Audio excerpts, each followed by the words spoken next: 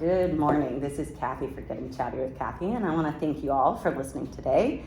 I have a lovely guest who is referred to me by Amanda Rashinsky, and I always like to plug her because she's such a nice woman here in the city. She has an energy about her, and she has a crew of people that I think gravitate to her. And I'm guessing that maybe you're one of these people that are gravitated to her. Yes. So I have Ashlyn here today, and she's the owner of Somatic Movement and Expressions here in Regina. And I just think that you guys are going to enjoy like what she's passionate about, because I think a lot of us don't take the time to self-care.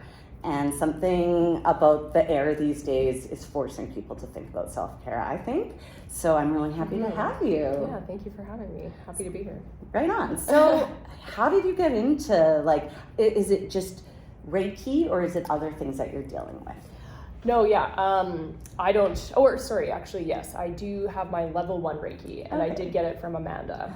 But I would say don't actively practice it right now, and I would like to in the future, but more so what I'm doing is utilizing my other trainings, Somatic Experiencing and Expressive Movement Facilitation. Yeah. So that's going to confuse some people, so let's dive into that, what that means. Yeah. Okay, so by trade, I'm a social worker. Okay. And very good perspective, I'm sure, to have when you're dealing with people. Oh, for sure, yeah, and have, I've worked frontline my whole career. And over time, just have realized that there's something I think that's missing in terms of kind of the help that we're providing as frontline workers. And so I took this training called Somatic Experiencing, developed by Peter Levine. And basically, as the practitioner, I'm helping people regulate their nervous systems. There's a lot more to that, but that's like the basic sentence, headliner explaining that. And then I also at the same time took Expressive Movement Facilitation from a school out in BC. And so that training, we're basically taught how do we use movement to express ourselves, essentially. Okay. So I'm at home, and to tell you the truth, like this year we've had some major things happen in my family. My mother-in-law passed away, and that was really hard for us, especially because on November 1st it'll be a year. So you know how those days come up. Mm-hmm. And so I'm coming to you as a person that's feeling like, not necessarily like depressed, but just have extra feelings of sadness. And so what would you suggest? It would depend like your comfort level too, and how connected you are to your own body. Okay. And like the emotions that you have. And if you didn't know what you wanted, then I'm just kind of free just to kind of like come up with ideas, which is what I do a lot with my clients. Sure. I tell them, I'm like, I haven't never tried this before, but you Let's want to give it a go? Yeah, and most of the time I get a yes. But yeah, so in your scenario, you would come to my space, my house, where I do my sessions out of, and I would invite you to talk if you wanted, but that's what's so beautiful about like movement and working with the soma. So soma means body or soul, depending on what translation you're looking at. But I would ask if you wanted to move that energy with your body, and it wouldn't have to be your whole body either. It could be just like hand gestures. Mm-hmm. Is it kind of like body talk? No. What I understand of body talk is and I don't know exactly, but the facilitator, the practitioner, is more like sensing your body and telling you what messages they're getting. Yes. And I can do that. I can look and maybe give you my interpretation, but that's not like what I'm trained in. It's not what even I care to do. Right. What I care to do is to like give you options and exercises, and then you do whatever feels comfortable in the exercise, and then you tell me what's going on inside. Oh, yeah, so it's a very internal experience, and my job is just to sort of facilitate, maybe like pull out a piece or two here. So emotions might come out in certain positions, kind of like in a yoga position maybe, or whatever. Sure, yeah. and that's what I really love about this work is the body shapes in so many different ways, and expresses itself in so many ways. Don't they say that human language is 80% your body? Yeah. Like the way we're talking and expressing like our shoulders, our neck, our eyes. Yeah, and because of the way we grow up, and even much beyond that as well, the way we're conditioned and patterned and programmed, our bodies have shaped themselves over time into a way that seems normal to a person, and that's just what they think who they are. Right. But this work and what I love to do is again, give you more options, but push those boundaries. Discover something new about what you're capable of and what's possible for you, especially when we get stuck in thinking certain things about ourselves, or we endured a trauma. So even just falling off your bike and hitting your shoulder, and then like you might hold your shoulder like oddly for the rest of your life, whether that's trying to protect it or it's just like a bone broke or whatever. And that doesn't have to be the case at all. And so that's what like the somatic experiencing and then the expressive movement can just help like open energy up throughout the body, and hold less tension. I bet. I used to be in dance, and and modern was like my favorite for that, because they gave you the freedom to kind of move around, and it just has that feeling of like it's very powerful. It is, yeah. So how did you get into that though? Like this is interesting. Okay. Much like any person who kind of goes on journeys like this, it kind of can start with some pain. So for me, and it's hard to even kind of know what led me to like looking these things up on the internet and whatever, but what I know to be able to tell you is when COVID happened, when it first started to happen, me and my boyfriend at the time had broken up. It was very painful. Lots of people, I think, were going. And then actually I got pregnant from a random. Love that. Right. And then had an abortion. And was just like, that's a lot. That's like heavy for a person's body and going through all that. Yeah. It was a lot. And then COVID, right? And so then you're by yourself manifesting like negative thoughts, maybe. Yeah, all of these things just like happened, and it was very hard to deal with, very painful. But when I reflect on it, I just know it just like felt like something broke open like inside of me. And they call this kind of experience the dark night of the soul, which is very much what I think that was for me. It was like my spiritual awakening. I love that though. You know, sometimes the worst things that happen to us are the catalyst for the best. Well, that's really what my life has gotten like amazing, and it's significantly better since then, but not without cost and not without paying a price. Well, explain this so you can inspire some people.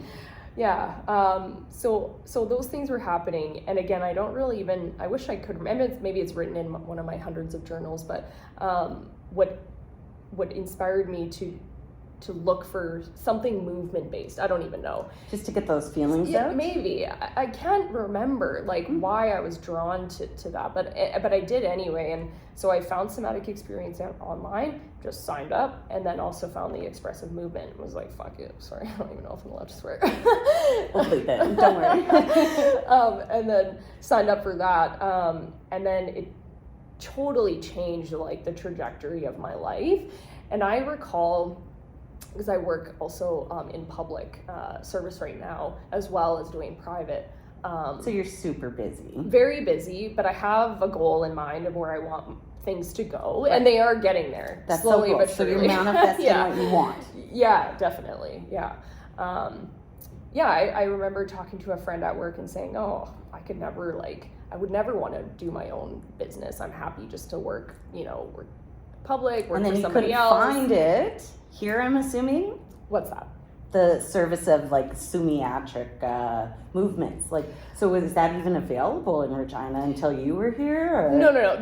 There are lots of folks who do have different practices. But the more that I've like been around them, taken sessions from them and classes and all that, I really think that what I bring is like super unique, and I haven't really seen it before. Okay. Yeah. So what makes it unique?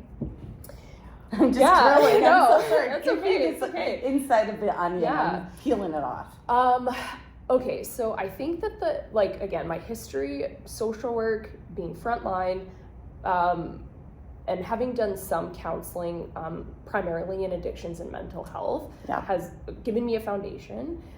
But then training in the somatic experiencing, training in the expressive movement, I feel like I combine them all in a way that I just can randomly like create like offerings about and like help people, yeah. Yes. And then not only that, like I have read, like I read all the time. I started reading when I was very young. Harry Potter was like my first kind of series, right?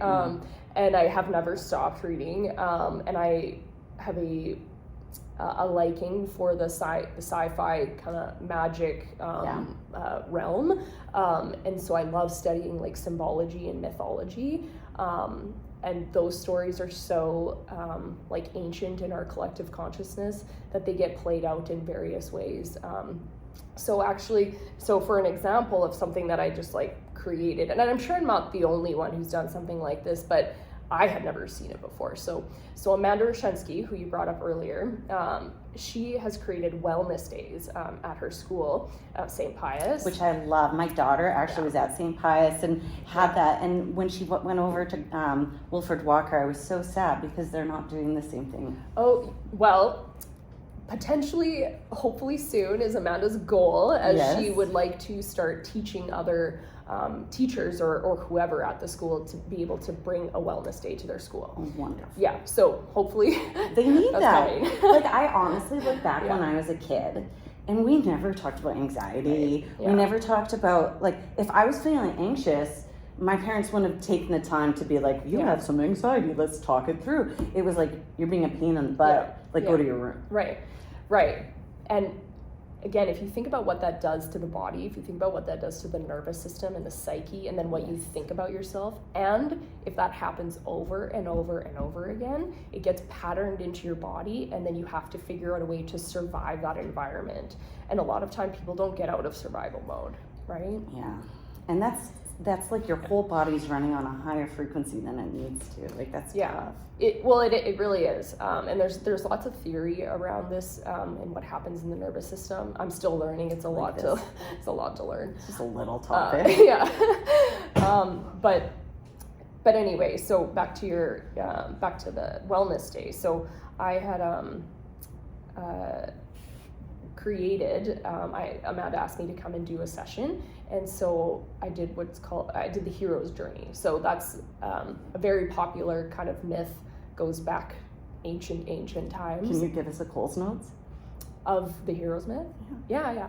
Okay, so I had to, of course, study a little bit to know the format, but basically, if I can remember, you're in your garden, let's say, your enclosed space, and there's an inkling to leave it, but that can happen by force, either like someone takes you and forces you out of your garden, or you have the desire to leave on your own. And there's a third one, but I can't remember the third way that can happen. And then anyway, so you leave your safety space, and you go on a grand adventure. And you're trying to find truth of something. So you have to go, through lots of obstacles, and you encounter helpers and not helpers, people who are, like not helping the journey, right? Villains, something like that. Okay, yeah. I'm totally putting on the spot, so I get this. That's okay. I should have come prepared, but and then. So then you go on your journey, and then you find whatever you were looking for, and then the last leg of that journey is to bring it back to your safe space.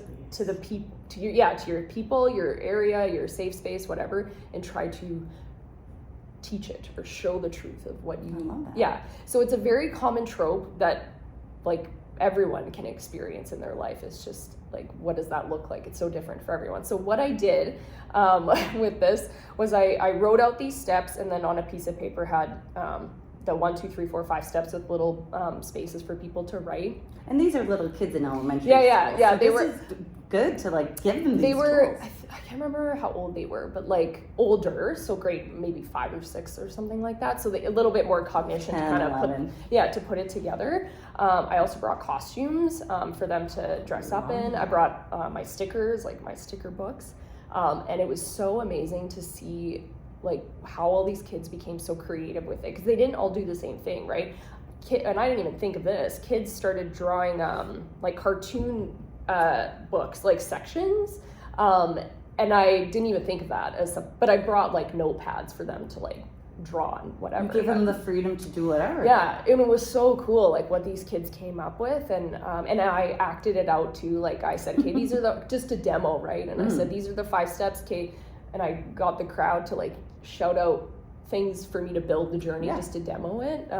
So yeah, something like that. I just like kind of pulled on other people's ideas, obviously, and ancient ideas. But then just used my trainings and I think what I'm good at, and acting and like playing and costuming, which I also love. This is like so good for kids to learn this way. I really think that the way that our school system hopefully goes in the future is on the up, bringing in more things like that so that kids can learn, not just sitting at their desk while they're like, looking at the ceiling and getting bored, but engaged. I'm sure when you're learning with your whole body, you remember it a lot better.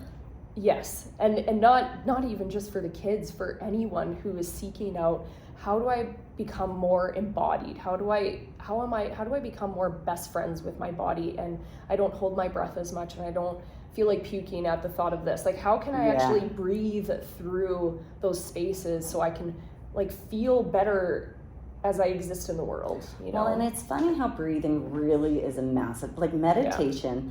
Growing up, I wasn't born and learning those skills. Like, it wasn't something until I was in my 30s that I started to actually, because I was so stressed and I was living a life that didn't align with my heart. My anxiety was like at 11, and then having not done yoga, I had to and meditation, it was like, those were probably the 2 best tools for my body. And I never would have thought just 10 breaths could make my body feel so much lighter. I honestly think that's why smokers might be more chill, because they step out of the situation and they breathe. And nobody smokes anymore, so we're all stressed. Well, I did hear, it's popped up on Facebook and Instagram a few times, is like why people, and this is a theory, but why people like to smoke weed is because when you're dragging, and much like probably cigarettes as well, when you're dragging, you are inhaling. It's a belly breath. It really is, and that's what is actually the making calming, you feel better. Yeah, the calming mechanism of that practice. Yeah, I could see that. Like, I really think those are the tools that if we can prepare our kids for that, and then their creative learning and stuff, it just opens up more windows, and we won't have as many. Like, when I've had to go to many years of counseling for many different things. I'm an open book about that sort of stuff. But one of the things that I learned from, going to counseling was we have blinders. Like, so many blinders. We don't even see it. The way that we frame a situation or react to something, we don't even know what else we could be doing. So creating this tool is beautiful. We have a lot of neat people in Regina. Like, I honestly think, like, we have this. We have, like, I've seen there's Patricia Meyer was on my show talking about, like, yelling and, like, doing, like, almost like getting those voices out. And that was pretty cool. And that's something, like, again, too, that I would offer as well. Like, and they just more come as like ideas for me, where I'm like, hey, let's just try this instead of organic. Yeah, exactly. And I'll plug a few more people. So Sasha Wolfson, he's breathwork and meditation kind of coach in Regina as well. Him and Amanda partner a lot on the ultimate healing experiences in the city. And those things are huge, by the way, guys. If you check out her site, like, she has like like I don't know how many people show up, but it looks like a lot. Lots, at least 30 usually. And they've had depending on the drones space, I guess. coming up and like doing films of it. Oh, I so didn't know it's that. really Yeah. cool. And my boyfriend Blair Gulka, he's started his own journey of doing sound healing. So Wow. yeah, he's got a whole schwack of sound stuff like bowls and crystal Tibetan bowls, didgeridoos, like shakers that's so and cool. stuff. Yeah, and another friend Jerry Grad does the same. So it's just really wonderful to kind of see everyone's skills, and then we all like love each other so much that we like community of good energy. Yeah, and we like all randomly come up with these ideas and like make these collabs and offer them. Why don't you explain a few of the collabs you guys have done? Sure, yeah. So just this or a few weeks ago, me and my boyfriend Blair, in my backyard, we did celebrating the end of summer. Yeah, so he was playing sound in the background, and normally he is doing it, people are just receiving and laying without movement, but I'm like, I want to add movement and sound. And so the exercise was and it turned out very creatively, but the basic format was pick 5 things you're grateful for from the summer, maybe 5 lessons you learned, and then pair a movement to each of those pieces, and then put all the movements together, and then you create a movement phrase. So not really a dance, but like kind of, I guess. Or just like a exercise kind of pattern. Yeah, and then you can share as much or as little of that as you want. And again, I could go into more detail about that, but and then after that, and this is going on to the music that's there. Yes. So Blair's playing. There's a rhythm. Yeah, exactly. Blair's playing guitar in the background, right? He's playing the bowls, like, and he what I loved about that too is he's like, well, how do you want me to do it? In what order? I'm like, I don't know. I just trust you. You're the sound person. Just like do whatever you want. Yeah. Yeah. So I led the kind of movement, the exercise. So and there's something about in the backyard. Amanda's come to my backyard to teach my kids and I yoga before, and talk about grounding. When your feet are actually in the grass and you're like barefoot and you're like right in it. I honestly like thinking of those classes that being outside's the best way to do it. So I think that would have been so nice. It was wonderful. It was beautiful. And we did a potluck as well, because I wanted it to be like community, right? So we're moving together, we're reflecting, and we're eating and sharing over dinner, So that was one. How could somebody that wants to do that get in touch with somebody to come to the next one? Is it open to the public? That one wasn't, but my goal, of course, is the more that I build and gain confidence and practice doing all these things, that then I can kind of just share it. And actually, I have a few coming up, so. I guess, some dates. You can give me an email address or a website address, and what I always do is I add that to the bottom of the video, but just say the dates, and if it works for this recording, we'll just keep it to know. Yeah, so November 24th, at Tribal Vibes Wildfire Healing Center. So that's another person I love to collab with, is Christy and Buzzrock. I did a sound healing with her once. They are wonderful. When I first met Christy, I was like, you are who I want to be. That is a cool little shop, right? Like very fun. Yeah. And that relationship has grown beautifully over the years, and I can't wait to see what kind of more we come up with. But what we're doing on November 24th is doing a movement kind of gathering, and I'm not really leading it. It's more just like I'm organizing it, because what it is to bring folks together to just move the energy and of the pain and the grief of all the global humanitarian crises that are happening. Oh gosh. Yeah. That's heavy. Yeah. And I have my own theories about why they're happening. I can't even watch the news anymore. It makes me feel so disturbed. But right, and that you feel that in your body, right? And there's so many things happening for so many reasons in so many places, right in our backyard in Regina. Oh yeah. And I'm like, I don't know what to do about any of them. And Blair, keeps pushing, take action, Ashlyn, do something. I'm like, I don't know. But then I'm like, okay, what do I know how to do? Well, I know how to move my body, and I know how to help others move theirs. Maybe help people to digest these feelings. Exactly. And if we want to get a bit more metaphysical with it, if we're bringing in people's bodies and their bigger energies, their energetic fields and auras, or whatever you want to call it, we're trying to create love, a movement of it. And right, and like push it out into the world, right? So we're doing that on November 24th. And then me and another friend who took the expressive movement training with me, we actually just yesterday planned a ambiguous grief offering. So a 3-part series where we will invite people to move their grief in their body. That's a beautiful thing. Yeah. Just I don't just want to sit, right, and just share with words. Verbally with words, right? Like I think, like you had said earlier, there's so much more power to moving what exists inside of us, and you don't even have to tell me what your grief is about. You don't have to tell the story. Mm-hmm. You can if you want. That's welcome as well. But just let it out. Just letting it out in a space, and in this work, and there's lots of theory around this as well, is the power of being witnessed. And not just in your grief, but in kind of anything, because when we are watched, when we're seen, like our physical body actually like changes biologically.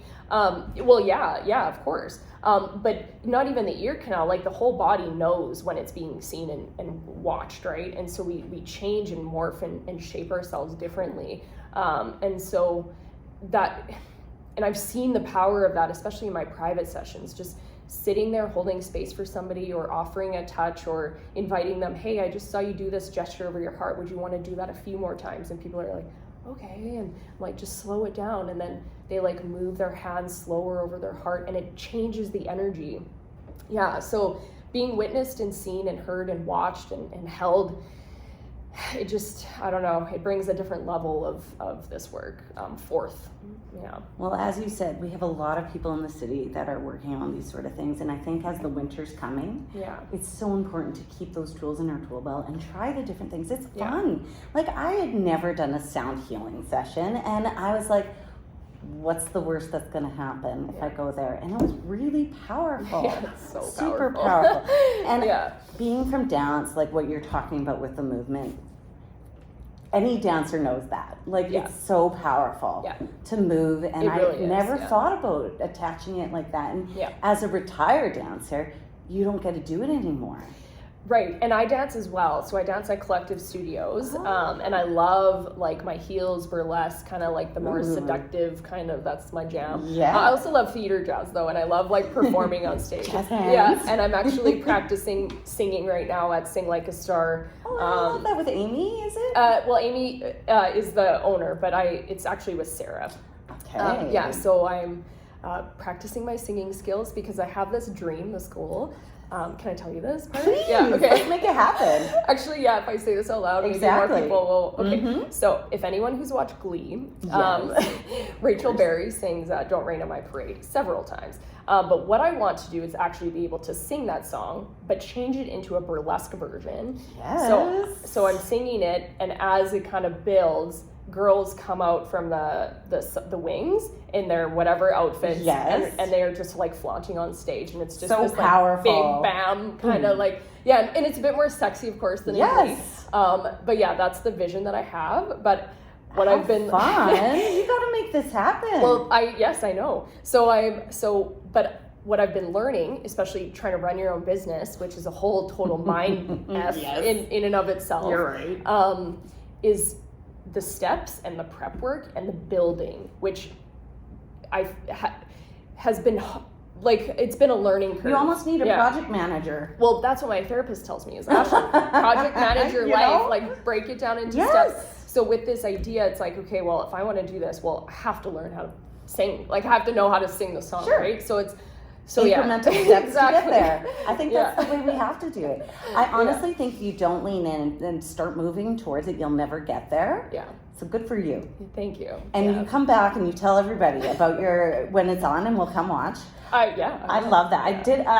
I'll save that for another day. But I love a good burlesque show. There's nothing more powerful than women being confident. And what's beautiful too is it's not just women that are doing burlesque. Really? Oh no, the shows are. I don't know if that's like the history. Maybe it is just being like just women performing, but it has grown exponentially. Well, we'll have to get into this another day because we don't have enough time. That's okay. It was a pleasure talking with you. So you guys don't forget about November 24th, Tribal Vibes. Yeah. There's going to be some cool stuff going on there. And you guys take care out there. Bye now.